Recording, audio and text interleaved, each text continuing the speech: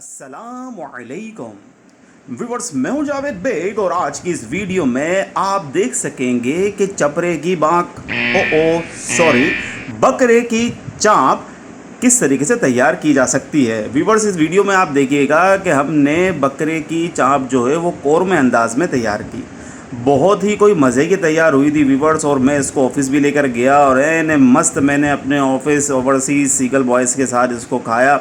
No doubt मुझे बहुत मज़ा आया। आप देख सकते हैं वीडियो में इसके तैयार करने का मुकम्मल तरीक़ेकार, किस तरीके से हमने इसको मैरिनेट किया, किस तरीके से हमने इसको कोई 1 से 1.5 घंटे के लिए रख दिया।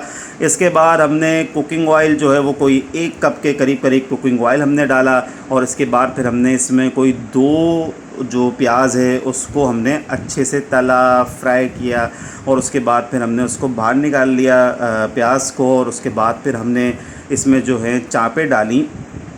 और भाई फिर पूरा मुकम्मल तरीका आप वीडियो में ही देख लें, क्योंकि मैं इससे ज़्यादा आपको नहीं बता सकता। शुक्रिया।